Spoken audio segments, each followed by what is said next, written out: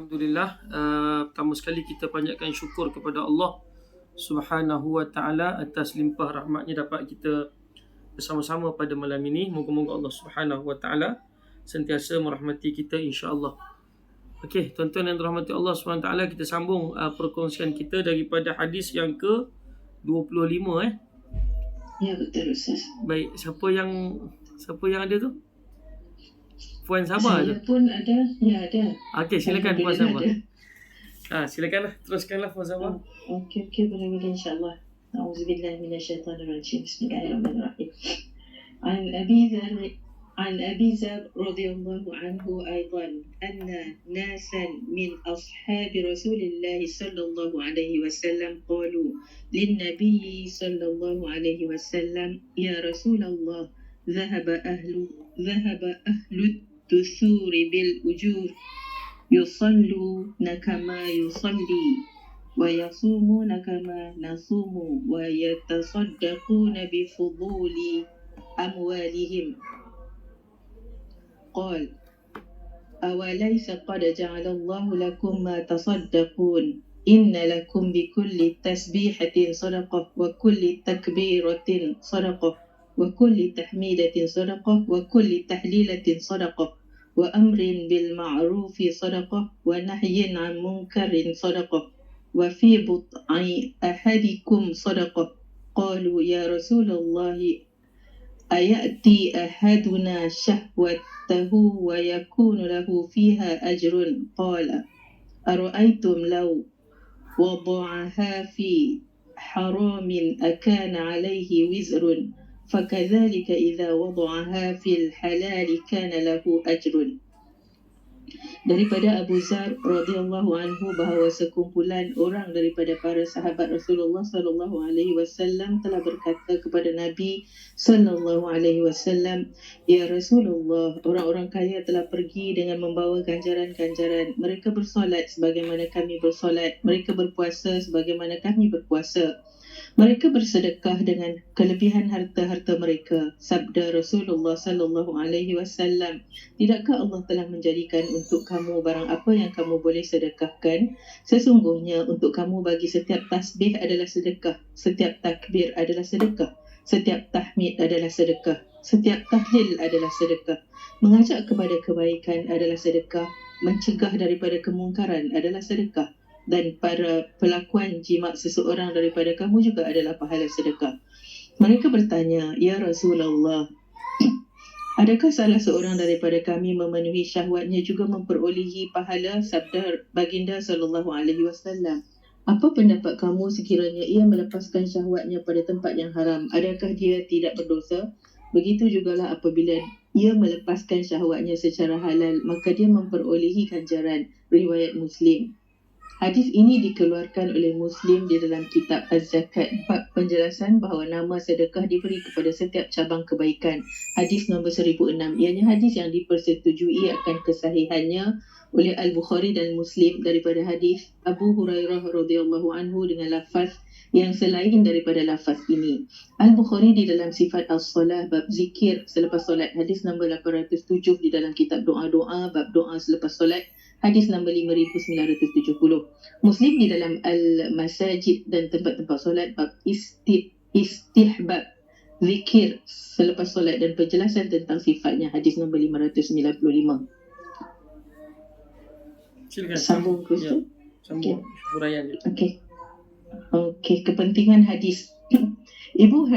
Ibnu Hajar Al-Haytami berkata di dalam syarahannya ke atas Al-Arba'in, hadis ini adalah hadis yang unggul dan penting.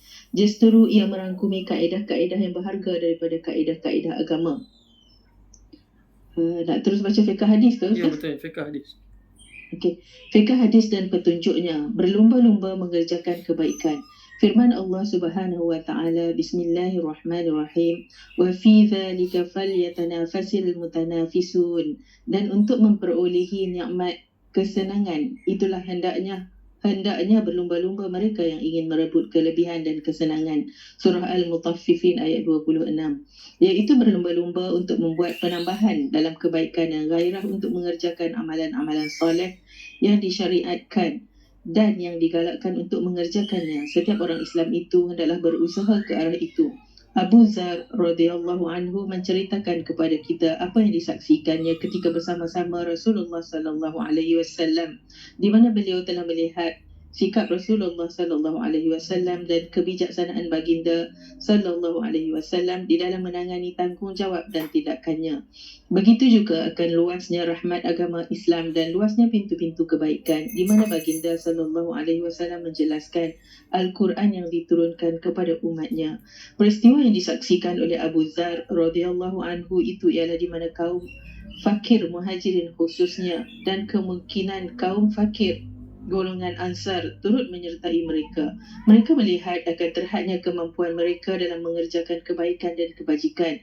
Justru mereka tidak memiliki harta untuk disedekahkan dan untuk dijadikan bukti akan kebenaran iman mereka dan kebagusan keislaman mereka. Sedangkan mereka telah mendengar daripada Rasulullah sallallahu alaihi wasallam bahawa sedekah itu adalah burhan, dalil yang nyata, dan mereka juga turut membaca dan mendengar firman-firman Allah dan hadis-hadis Rasulullah sallallahu alaihi wasallam yang mengandungi kesan untuk berbelanja di jalan Allah dan puji-pujian ke atas orang-orang yang bernafkah di jalan Allah, dan syurga-syurga yang luasnya seluas langit dan bumi disediakan untuk mereka. Mereka melihat sahabat-sahabat dan saudara-saudara mereka yang kaya dan memiliki harta bersegera membelanjakan harta di jalan Allah dengan sifat kedermawan dan kemurahan hati mereka. Seorang datang dengan keseluruhan hartanya, seorang yang lain datang dengan membawa separuh hartanya, yang ketiga pula dengan ribuan berlipat ganda, dan yang lain pula meletakkan timbunan hartanya di hadapan Rasulullah sallallahu alaihi wasallam, sehingga keluar daripada lidah Rasulullah sallallahu alaihi wasallam doa untuk mereka, keredaan terhadap mereka, dan baginda sallallahu alaihi wasallam memohon keampunan dan keredaan daripada Allah untuk mereka.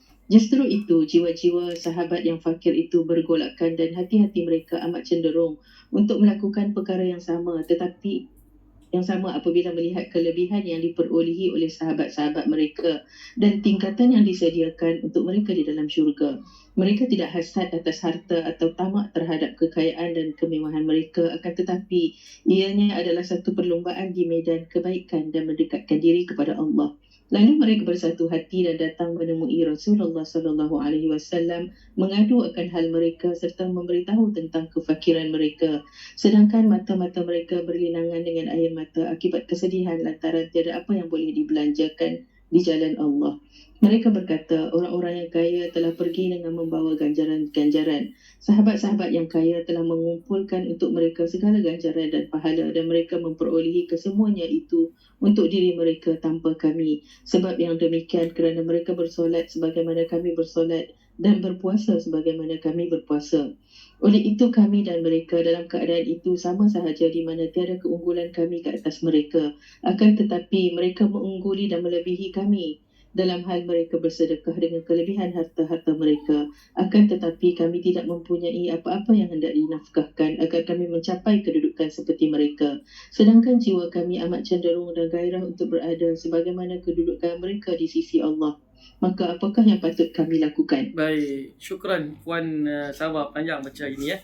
Okey ya, sebagai mukadimahnya, hadis ni adalah hadis yang sederhana panjang, menceritakan tentang kecemburuan sebahagian sahabat kepada sahabat yang lain berkenaan dengan ada di kalangan mereka yang rasa tertinggal daripada melakukan kebaikan. Ini biasa ataupun peristiwa yang biasa kita saksikan dalam sejarah-sejarah Islam, umat Islam yang terdahulu. Mereka rasa gairah ataupun rasa, bukan gairah, ghirah ni maksudnya cemburu, jealous terhadap orang-orang yang mendahului mereka dalam amal kebaikan. Baik itu kalau kita tengok contoh cerita Umar Al-Khattab radhiyallahu taala anhu, pernah satu ketika dia nak menceritakan sesuatu kepada Nabi sallallahu alaihi wasallam tentang peristiwa yang dia saksikan pada malam hari. Kan semalam dia tengok peristiwa tu menarik kan, dan dia nak kongsikan dengan Rasulullah sallallahu alaihi wasallam. Usai solat subuh, dia pun pergi ke rumah Nabi sallallahu alaihi wasallam, lalu nak cerita kepada Nabi sallallahu alaihi wasallam, sampai-sampai tengok Abu Bakar dah mendahului dia. Abu Bakar dah cerita dulu pada Nabi.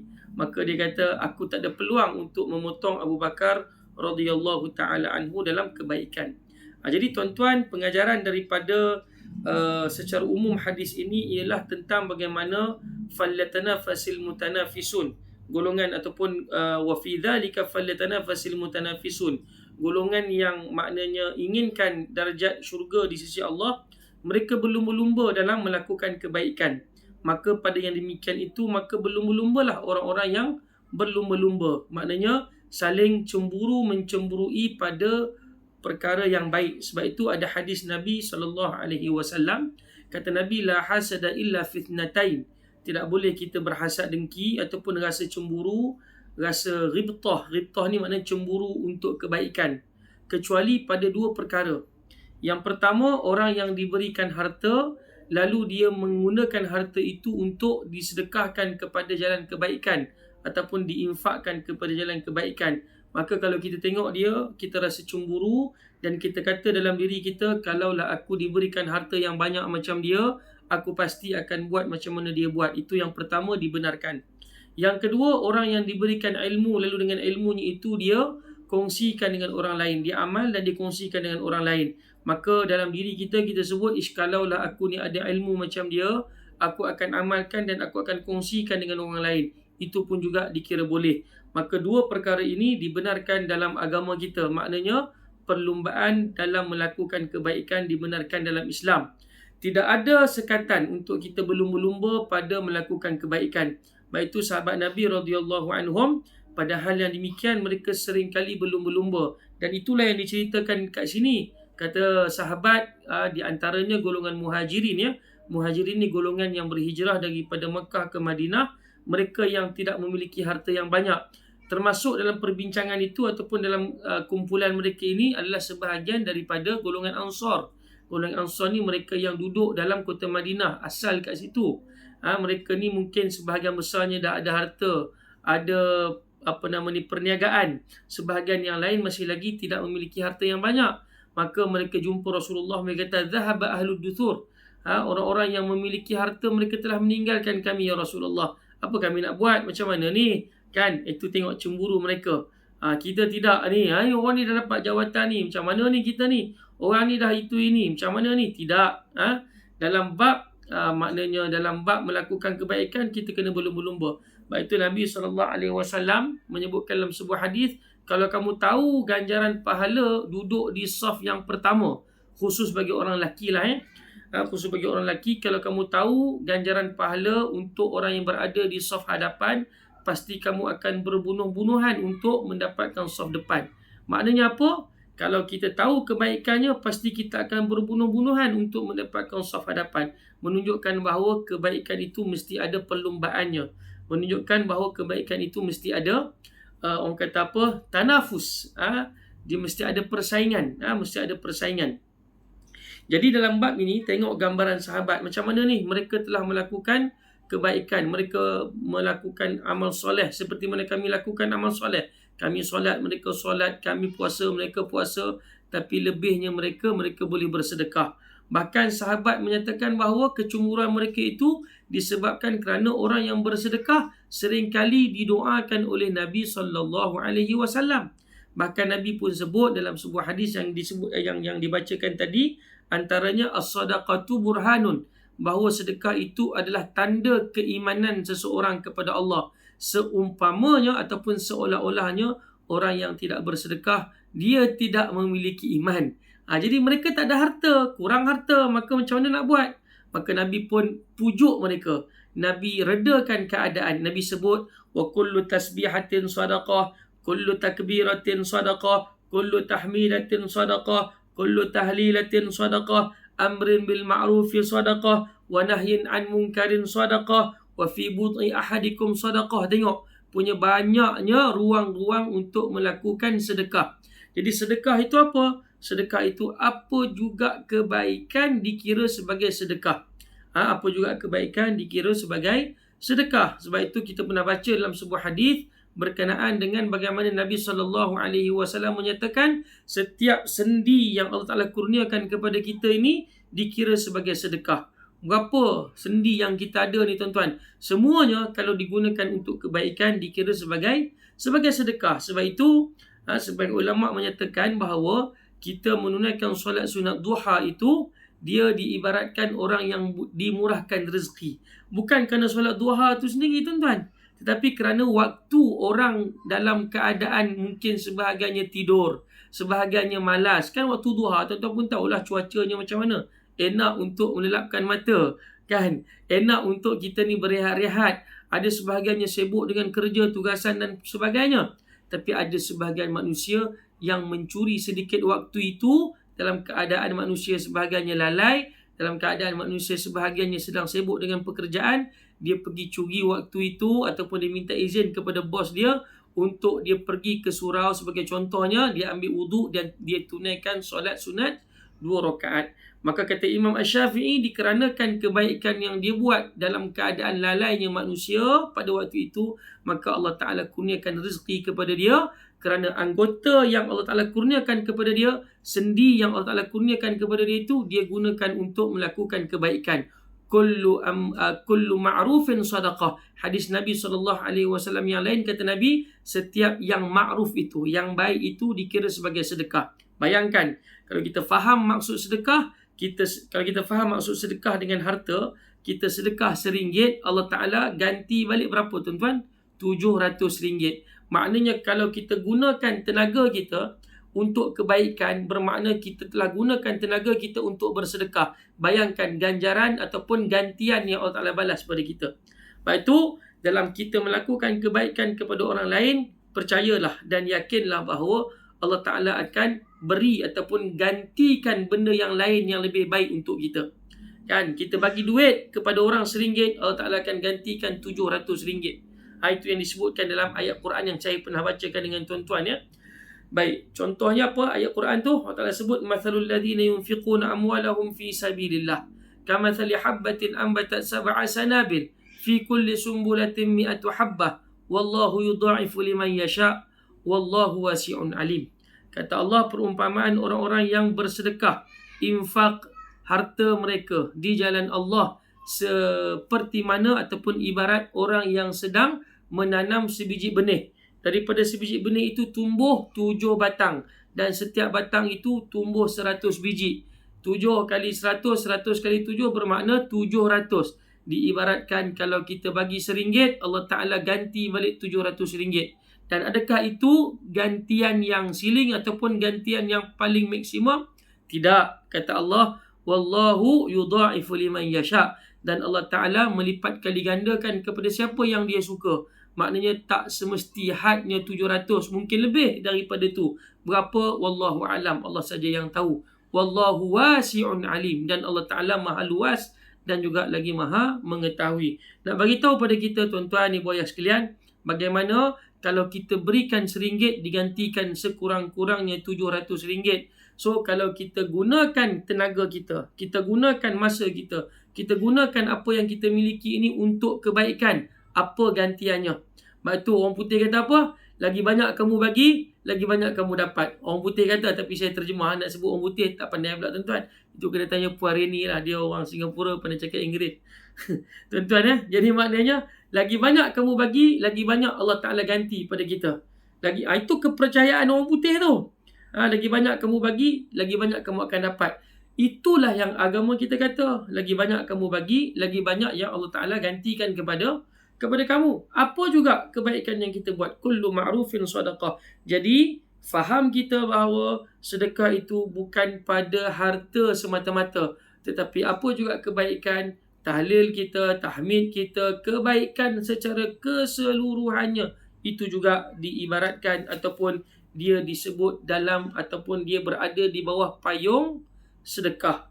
Itu faham kita kena besar macam tu, supaya kita ni tak mampu dari sudut harta, kita mampu dari sudut yang lain. Tak mampu dari sudut itu, kita bagi tenaga. Ada orang dia tak mampu untuk maju ke depan dalam berjuang di jalan Allah, maka dia gantikan dengan apa tuan-tuan? Dia gantikan dengan duit. Kau pergi berjuang, aku bagi duit, kan? Engkau pergi berjihad, engkau pergi bantu orang Sabah, kau pergi bantu orang-orang susah di pedalaman dan sebagainya, aku bagi duit sebab aku tak mampu nak pergi. Ada orang yang dia duit tak ada, Kan kemampuan nak ke sana pun tak ada, dia hanya mampu untuk susun tenaga, dia cari sukarelawan. Siapa nak join pergi. Saya ni tukang pendaftaran saja. Kan? Ada orang nak buat itu pun tak mampu. Dia hanya berdoa kepada Allah Subhanahu Wa Taala. Ya Allah, Engkau mudahkanlah urusan orang-orang yang berjuang di jalan-Mu. Mereka yang berdakwah di atas jalan-Mu. Doa pun dikira sebagai orang yang berada di atas landasan kebaikan. Dan dia juga dikira sebagai mereka yang bersedekah di jalan Allah Subhanahu Wa Taala. Okey, satu lagi puan. Kita dah azan ni. Tak apa, silakan. Okay. Hikmah yang tinggi dan pintu-pintu kebaikan yang luas. Rasulullah sallallahu alaihi wasallam memahami akan kerinduan dan kegairahan mereka untuk memperolehi darjat yang tinggi di sisi Tuhan mereka. Lantaran itu baginda sallallahu alaihi wasallam merawat jiwa mereka itu dengan hikmah yang dikurniakan oleh Allah kepadanya dan menyembuhkan kerisauan mereka dengan memalingkan pandangan mereka ke arah pintu-pintu kebaikan yang banyak serta luas, di mana di sana terdapat juga amalan-amalan yang pahalanya menyamai pahala orang yang bersedekah dan menghampiri kedudukan si pelakunya kepada martabat orang-orang yang mengeluarkan nafkah atau belanja di jalan Allah, walaupun pada suatu masa pahalanya tidak boleh melebihi pahala orang yang bernafkah. Akan tetapi setiap manusia itu sama saja peluangnya untuk mengerjakan kebaikan. Firman Allah Subhanahu Wa Taala, Bismillahirrahmanirrahim. La yukallifullahu nafsan illa wus'aha. Allah tidak membebani seseorang melainkan sesuai dengan kesanggupannya. Surah Al-Baqarah ayat 286. Firman Allah Subhanahu Wa Taala, Bismillahirrahmanirrahim. La yukallifullahu nafsan illa ma ataha. Allah tidak memikulkan beban kepada seseorang melainkan sekadar apa yang Allah berikan kepadanya. Surah At-Talaq ayat 7. Sabda Rasulullah sallallahu alaihi wasallam, "Awalaysa qad ja'alallahu lakum ma tusaddiqun?"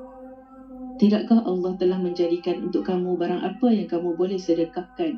Ya, sesungguhnya jenis-jenis sedekah itu banyak sekali. Antaranya perbelanjaan atas ahli keluarga, dan di antaranya bukan dikategorikan sebagai infak, yakni perbelanjaan, dan setiap darinya tidak kurang ganjarannya daripada ganjaran berbelanja di jalan Allah. Berzikir kepada Okey. Syukran puan. Okey, jadi maknanya hikmah daripada apa yang kita dapat tu sebenarnya Nabi SAW nak ajarkan kepada kita bahawa macam kita sebut tadilah, kebaikan tu sangat luas, ya. Kebaikan tu sangat luas. Kita kena faham secara luas bahawa macam tadilah kita bagi contoh, tak mampu berjuang di jalan Allah, duduk di barisan hadapan, kita mampu untuk memberikan harta kita. Harta kita. Sebab itu dalam bab berjuang, kalau tuan-tuan kita semak ayat Al-Quran, ada sekitar 150 ayat tentang seruan berjihad di jalan Allah. Dan daripada 150 tu, tuan-tuan yang dirahmati Allah Subhanahu Wa Taala, Allah Taala mulakan semuanya itu jihad dengan harta. Kecuali dalam satu ayat, kalau tak salah saya, satu ataupun dua ayat Allah Taala mulakan jihad dengan jiwa raga. Yang baki tu jihad dengan harta. Kenapa tuan-tuan? Kerana Allah Ta'ala maha mengetahui bahawa tak semua manusia mampu berjihad di jalan Allah dengan jiwa raga dia. Kan, cuba kita buka pendaftaran. Siapa nak pergi berjuang dekat Palestin hari ni? Agak-agak saya pun tak isi kot tuan-tuan. Jadi jangan nak sembang kemas sangatlah. Kan, jadi maksudnya apa? Tak semua orang mampu. Kan, tak semua orang mampu. Tapi ketidakmampuan kita itu kita tutuplah dengan, ataupun kita cover balik dengan sedekah di jalan Allah. Wa anfiqu fi sabilillah. Dan infak di jalan Allah itu tak semestinya dengan harta. Infak dengan tenaga, infak dengan kepandaian kita, bidang kita masing-masing. Sebab tu kalau orang Palestin, dia tak mampu nak bagi harta, dia bagi jiwa raga dia. Dia tak mampu nak bagi jiwa raga dia. Tengok ya, di Palestin sebagai contoh, tak semua yang duduk di barisan depan pegang senjata. Ada yang duduk bawah tanah, gali terowong. Gali terowong tuan-tuan. Saya pernah pergi Palestin di Gaza tu tuan-tuan. Kami dibawa ke satu tempat, ruang itu ataupun kawasan itu penuh di bawahnya dengan terowong-terowong menyambungkan wilayah Gaza ke Mesir. Dia kata dekat situ tidak kurang daripada 500 terowong tuan-tuan. Ada terowong yang boleh pakai, ada terowong tak boleh pakai lah. Tak kurang 500 terowong. Bayangkan, siapa yang kerja korek tu tuan-tuan? Ingat senang je, kami tengah pergi ziarah kat situ, kawasan terowong tu, yang menyambungkan hubungan Palestin Gaza dengan Mesir. Tiba-tiba lori naik daripada bawah tanah. Lori itu bawa sarat dengan simen, bawa dengan batu kerikil. Yang bayangkan betapa gigihnya mereka. Kalau semua pergi berjihad jalan Allah, pergi bawa senjata, siapa nak gali terowong? Siapa yang nak bawa makanan? Istilah bahasa kasar kata seluduk lah tuan-tuan ya. Tapi nak kata seluduk pun tak boleh, sebab itulah keperluan harian yang mereka terpaksa lalui. Itulah liku-liku dia, ujian dia. Jadi maknanya tak semua mereka yang angkat senjata.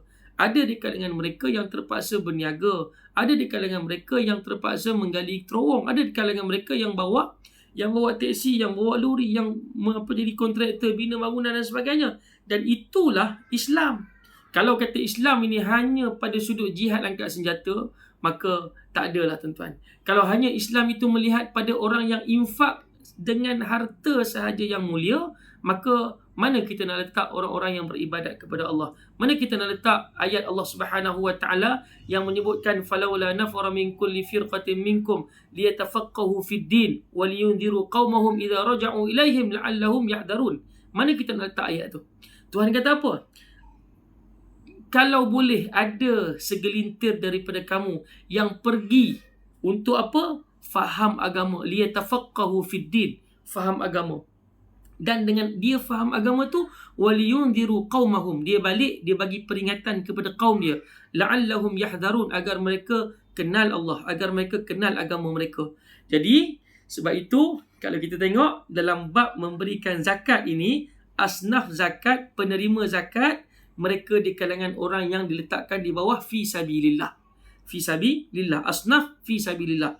Di negeri Selangor ke, di negeri Kedah ke, di mana-mana negeri, orang yang belajar agama ni, ataupun kalau di Selangor ni diluaskan lagi skop tu, tak semesti belajar agama, belajar bidang akademik sekalipun yang bukan bidang agama pun, dia akan layak untuk menerima zakat. Kerana mereka ini diperkirakan sebagai orang-orang yang memberikan sesuatu manfaat kepada umat. Jadi maknanya tak semestinya kita pergi jihad. Siapa yang nak pergi belajar tuan-tuan ni yang kat belakang saya ni yang saya tulis ni, siapa nak belajar, siapa nak faham Al-Quran? Kalau semua pakat-pakat pergi jihad, mana hari ni tak datang? Semua dah pergi jihad Ustaz. Semua dah pergi angkat senjata, habislah tuan-tuan. Jadi maknanya apa? Ada sebahagian kita yang pergi menuntut ilmu, itu pun dikira mereka yang berada dalam landasan kebaikan. Jadi maknanya faham agama kita ni faham yang meluas. Kita tidaklah hanya melihat bahawa orang yang bersedekah itu hanya dengan harta semata-mata, tapi dengan apa juga kebaikan, maka dia dikira sebagai sedekah. Maka dengan itulah Allah Subhanahu wa taala sebut yang dibacakan ayat tadi, la yukallifullahu nafsan illa ma ataha. Allah Taala tidak mentaklifkan kepada seseorang itu kecuali dengan apa yang telah diberikan kepadanya. Kalau diberikan kepadanya ilmu, maka dia gunakan ilmu yang dia ada untuk melakukan kebaikan, sedekah. Kalau dia ada duit, maka dia sedekah dengan duit. Kalau dia ada kepakaran, dia sedekah kepakaran dia. Kalau dia ada tenaga, dia sedekah tenaga dia. Kalau dia ada ruang masa untuk dia bertasbih, maka dia sedekah dengan tasbih. Kalau dia ada ruang kepandaian untuk membaca Al-Quran, maka dia bersedekah dengan membaca Al-Quran. Kalau dia ada kepandaian untuk memberikan ilmu, macam dalam ni ada siapa? Saya tengok tak dapat tengok siapa yang hadir. Contoh macam siapa sini yang saya kenal lah tuan-tuan. Saya tak kenal semua. Contoh macam Cik Razif, dia ada kepakaran nak kumpul tuan-tuan dalam ni, maka itu pun dikira sebagai sedekah dia. Ni tuan-tuan, ruang yang kita pakai ni, dia bayar setiap bulan dekat Zoom tuan-tuan. Ni sedekah dia tuan-tuan ya. Tak maaf saya sebut Cik Razif, saya terpaksa sebut sebagai kongsi untuk menggalakkan mereka, untuk menggalakkan kawan-kawan kita, sahabat-sahabat kita. Tengok, dekat sini siapa lagi yang saya kenal? Umi Ji. Dia ada. Umi Ji dia pakar dalam mengajar tentang kursus menguruskan jenazah dekat Malaysia lah, dekat Selangor khususnya. Kalau Puan Reni, dia pakar dalam menguruskan jenazah orang sakit dekat Singapura. Itu semua sedekah tuan-tuan, sedekah. Yang lain-lain pun sama jugalah, saya tak sebut semualah sebab saya macam Puan Sabak pun tolong bacakan untuk kita, pun sedekah juga. Jadi maknanya Islam ajar kita supaya faham Islam itu dengan syumul, tidak dengan ruang yang sempit. Kalau kita faham ruang dengan sempit, maka kita akan rasa bahawa Islam itu hanya berkopiah, Islam itu hanya berjubah, Islam itu hanya di atas tikar sejadah. Walhal Islam itu luas. Sebab itu kita faham Islam dengan cara itu. Itulah yang disebutkan oleh Imam Ash-Shahid Hasan Al-Banna, faham Islam, faham yang luas. Islam itu adalah agama yang syumul, agama yang yang semua tuan-tuan boleh baca dalam usul 20 ataupun asas 20 Imam Ash-Shahid Hasan Al-Banna. Usul yang pertama ataupun asas yang pertama, tuan-tuan akan fahamlah bahawa Islam itu adalah satu agama yang sangat luas kefahamannya dan tidak terkunci pada satu ruang yang kecil ataupun sempit. Jadi saya kira cukup sekadar itu perkongsian kita. Mohon maaf di atas kelewatan, ada yang tak dapat masuk tu dia ingat dah tak ada dah tuan-tuan. Kelas kunci biasalah. Ketua kelas ingat kelas dah buka, rupanya kelas kunci lagi. Okey, tak apalah tuan-tuan. InsyaAllah Cik Razif nanti kita ejah baliklah macam mana. Okey, Cik Razif pun sibuk. Dia apa yang baru-baru ni, dia macam minta tim tu, dia tak perasan dia ada tim. Oh, ya ke? Tak apa, saya pun tak orang nak pandai sangat. Sebab itu dia suruh kita update. Saya pun tekan butang update tu, tak tahu dia update benda apa, saya tak tahu. Okey lah. Baik tuan-tuan, terima kasih kepada Puan Sabah yang membacakan untuk kita. Terima kasih kepada Cik Razif yang bertugas lumus menyelesaikan pembukaan kelas kita, dan terima kasih kepada semua Puan Reni yang nak buat Puan Reni dan yang lain-lain lah. InsyaAllah. Tuan Haji Bahar. Tuan Haji Bahar ada ke? Pak Teh. Tak dengar suara. Okey tuan-tuan, kita doakan kepada sahabat-sahabat kita. Ada. Apa khabar Pak Teh, sihat ke? Alhamdulillah. Lama tak jumpa. Katanya ditimpa ujian. Okey, alhamdulillah. Alhamdulillah. Okey, kita doakan kepada Pak Teh kita untuk diberikan kesihatan oleh Allah Subhanahu Wa Taala dan kepada semualah ahli kumpulan kita ni. InsyaAllah Okey tuan-tuan, kita akhiri pertemuan kita dengan bacaan doa yang baik itu daripada Allah SWT. Terkasar bahasa, mohon maaf. A'udzubillahi minasyaitonirrajim. Bismillahirrahmanirrahim. Alhamdulillah rabbil alamin. Wassalatu wassalamu ala asyrafil anbiya'i wal mursalin wa ala alihi wa ashabihi ajma'in. Allahumma anfa'na bima 'allamtana wa 'allimna mimma yanfa'una wa zidna ilman warzuqna fahma. Alhamdulillahi ala kulli hal wa na'udzubika min ahwali ahlin nar. Allahumma shfi mardana wa mardal muslimin. Allahumma shfi mardana wa mardal muslimin. Allahumma shfihim shifaan 'ajilan la yughadiru saqaman. Rabbana atina fid dunya hasanah wa fil akhirati hasanah wa qina adzaban nar. Sallallahu ala sayyidina Muhammad wa ala alihi wa sahbihi ajma'in. Alhamdulillah rabbil alamin. Amin. Assalamualaikum warahmatullahi wabarakatuh. Terima kasih. Terima kasih banyak Ustaz.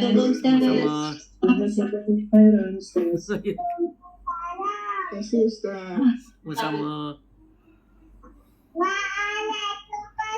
Waalaikumsalam Haji Aisyah. Wassalam. Daripada Sarawak. Waalaikumsalam warahmatullahi.